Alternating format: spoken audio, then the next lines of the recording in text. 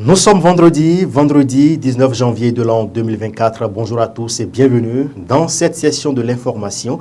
Dans les titres de ce journal, 30 millions de francs CFA, c'est le montant obtenu par l'organisation non gouvernementale Cercle de réflexion pour l'éveil, l'éthique et le développement des communautés, CREDEC Bénin, pour changer le visage du barrage de la ville de Djougou. C'est ce qu'il convient de retenir du projet restauration de l'écosystème du barrage de la ville de Djougou, dont le lancement a eu lieu dans la cité des Pétoni. À suivre en début d'édition. Après les communes de Parakou et de Banikwara, le politologue Richard Boniourou était également à Kandi, dans le département de l'Alibori, lors de son séjour dans le septentrion. Plusieurs sujets ont été abordés au cours de cette rencontre avec la jeunesse de cette localité. On en parle dans cette édition. Et puis la CAN 2023 suit son cours normal en Côte d'Ivoire. Après les premiers matchs de poule, les matchs comptants pour la deuxième journée ont démarré le jeudi 18 janvier 2024. Analyse des différentes rencontres des amoureux du Cuiron à suivre en pied d'édition.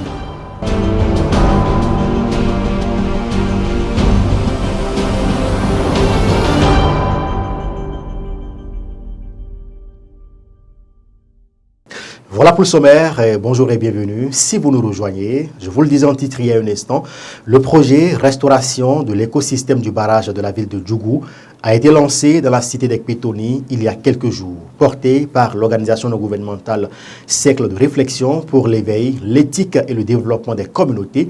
Ce projet est initié pour changer le visage du barrage de cette ville. Compte rendu, Herman Roussou et Kurt Zamba. C'est désormais acté. Du mois de décembre 2023 à celui de juin 2024, le barrage de la ville de Djougou va changer de visage. C'est ce que prévoient les responsables de l'organisation non gouvernementale Cercle de réflexion pour l'éveil, l'éthique et le développement des communautés CREDEC Bénin avec l'accompagnement du programme Agir Eau de la GIZ dans le cadre du projet de restauration de l'écosystème du barrage de la ville de Djougou. Le lancement officiel de cet important projet, qui va durer environ 7 mois, a eu lieu ce mercredi 17 janvier 2024 à Djougou. Avec la croissance démographique, l'eau est en train vraiment de quitter nos jarres et il fallait vraiment faire quelque chose. En dehors de cela, nous avons aujourd'hui les jeunes qui quittent les écoles agricoles, qui se promènent mais qui n'ont vraiment pas d'activité et il va falloir vraiment y remédier à cela en les installant pour exercer quelques activités génératrices de revenus. Ce nouveau projet pour la restauration de l'écosystème du barrage de Djougou permettra de juguler ces défis autour de cette ressource en eau, tels que l'occupation incontrôlée de son emprise à des fins agro-pastorales, d'habitation, la gestion des déchets solides et liquides dans le micro-bassin autour du barrage, la défécation à l'air libre, la divagation des animaux, l'utilisation des pesticides et l'envahissement des plantes aquatiques. Plusieurs activités sont prévues pour une mise en œuvre et une réussite parfaite de ce projet. Nous avons sensibilisé d'abord les populations riveraines pour conscientiser, afin qu'ils soient conscientisés davantage par rapport à la prise de conscience de ce qu'ils auront à faire. En dehors de ça, nous aurons à faire le reboisement.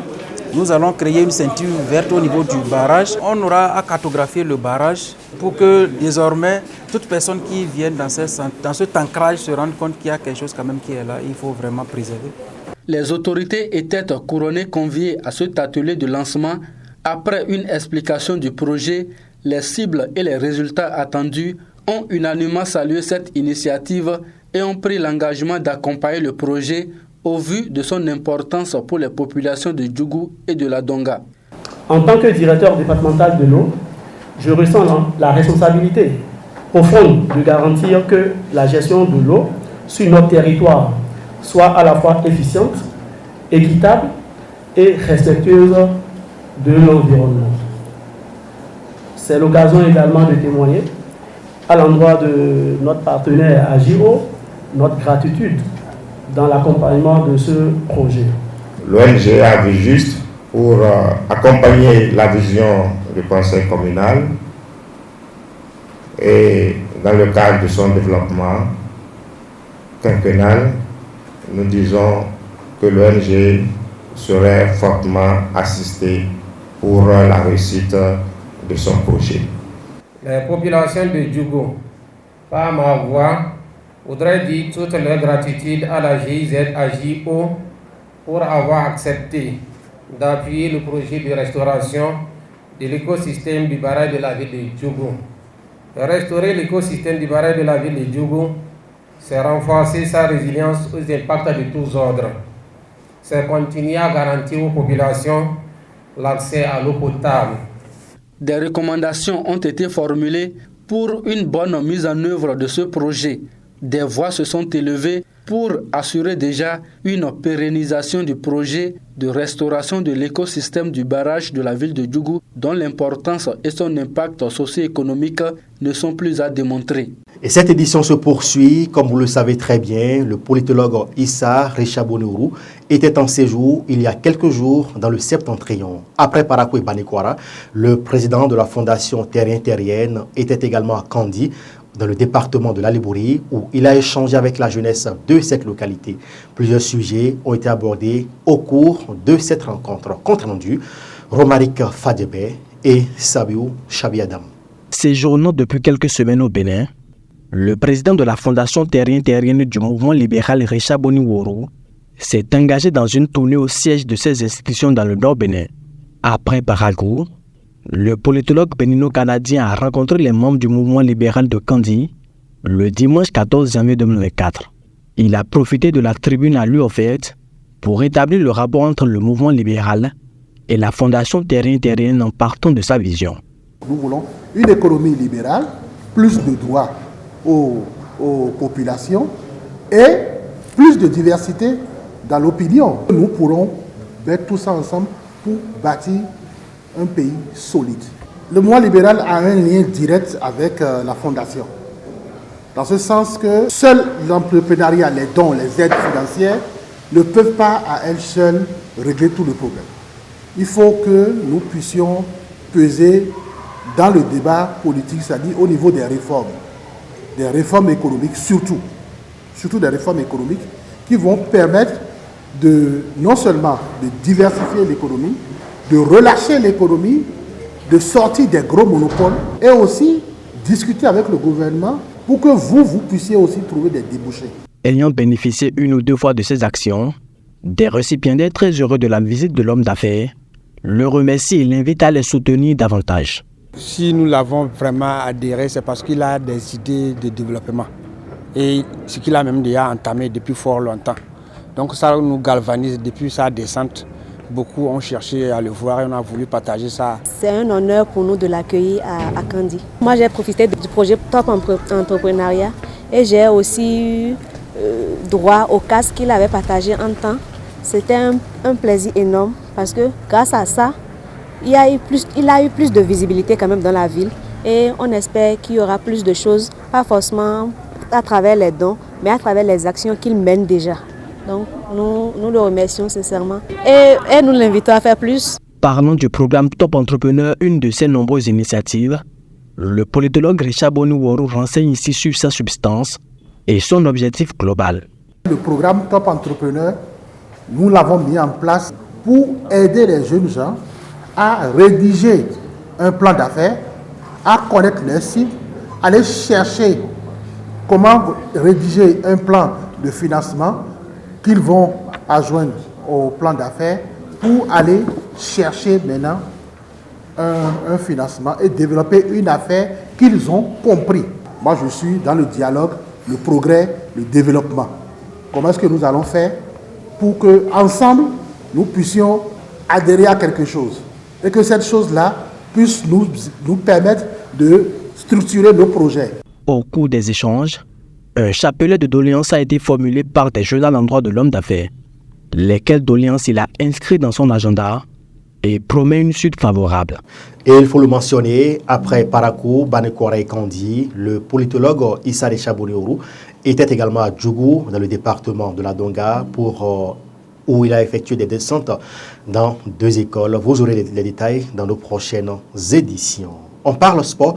Dans ce journal, le Ghana et l'Égypte ont croisé les crampons le jeudi 18 janvier 2024 pour la deuxième journée des matchs de poule de la CAN Côte d'Ivoire 2024.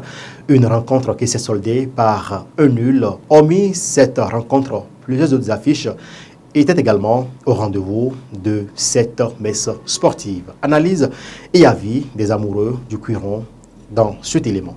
C'est sympa le Maroc et l'Algérie que je voyais. Mais actuellement, la Côte d'Ivoire, le Nigeria, franchement, je ne vois pas un fond de jeu au fait. Je ne vois pas un fond de jeu. Les équipes sur qui on comptait, ils n'ont pas joué. Quand vous prenez par exemple la Côte d'Ivoire, il n'y a pas un fond de jeu. Les gens font les stars. La manière dont ils jouent en Europe, c'est pas comme ça se passe. Ils ne se donnent pas au fait. Sauf Seko Fofana, que même sur le terrain, on sent que lui, il est venu mouiller le maillot. Sinon les autres, franchement, et le coach, on dirait les joueurs sont au-dessus du coach. Tu vois qu'un joueur comme Franck Kessié qui ne fait pas le job, sors-le. Il y a les masses Alain Gradet qui sont sur le banc, on ne comprend pas. La Côte d'Ivoire, franchement, je vois la Côte d'Ivoire sortir très tôt. Le match Côte d'Ivoire-Nigeria, bon, je pense que ça a été un match équilibré. Il y a eu le 12e joueur qui était là pour la Côte d'Ivoire. Mais je pense qu'au finish, si c'était la décision de l'arbitre seul, le pénalty pouvait ne pas être sifflé. Bon, ça, c'est en quelques secondes qu'il doit prendre une décision. Mais après consultation de la VAR, il y a eu contestation et il est revenu sur sa décision. Et puis bon, voilà, le pénalty a été sifflé, ça a été fatal pour la Côte d'Ivoire. Donc bon, je pense que c'est le football, ils vont prendre ça sportivement, ils vont s'apprêter. La qualification se jouera au niveau des troisièmes matchs dans cette poule. Donc ça serait un match des chocs, je dirais des chocs au niveau de 2 matchs qui vont se jouer dans cette poule. Il y a la Côte d'Ivoire qui est encore dans la course, il y a aussi la Guinée équatoriale qui est encore dans la course. Je crois que ça serait une grande finale qu'on va suivre aussi. Égypte-Ghana, à mon avis, le Ghana pouvait gagner ce match-là. Parce qu'il y a eu vraiment des erreurs défensives qui ont été vraiment fatales pour l'équipe. Vous voyez, les erreurs de défense, franchement, à mon avis, pouvaient gérer ce match et gagner. Je pense aussi que pour les troisièmes matchs, ils peuvent espérer quelque chose avec ce que j'ai vu, ils ont développé. Je pense qu'il y a un fond de jeu. Le match, on regardait l'équipe de Côte d'Ivoire et Nigeria par rapport aux joueurs que Côte d'Ivoire. Je sais qu'il ne peut pas supporter devant Nigeria. Si vous regardez l'équipe de Côte d'Ivoire, vous saurez que vraiment, il n'y a pas de bons joueurs. À part les attaquants Fofana, je ne vois pas le joueur qui a encore les hauts talents là. Je savais que le Nigeria allait les gagner. Je savais. Malgré les supporters qui est plein au stade, c'est chez eux. Comme ça, je ne vois pas vraiment l'équipe Côte d'Ivoire aller loin sur ces camps 2024. Bon, actuellement dans le football, il n'y a pas de logique mathématique. 1 + 1 égale à 2 mathématiquement, mais 1 + 1 dans le football, ça peut toujours nous donner 10. Parce qu'actuellement, il n'y a plus une petite équipe. Il peut se qualifier. Parce que ça dépend des jours. Dites-moi que la Côte d'Ivoire peut se qualifier. La Côte d'Ivoire peut se qualifier. Ils peuvent se qualifier. Parce que les seconds matchs, ils vont jouer à 100%. Comme ils sont aussi à domicile, ils vont profiter et corriger les erreurs qu'ils avaient commis. Et ce sont des propos recueillis par Romaric Fadiebe et Chérif Dine Kora. Les informations sur le continent à présent. Au Burkina Faso, le gouvernement annonce avoir déjoué un projet de déstabilisation du pays.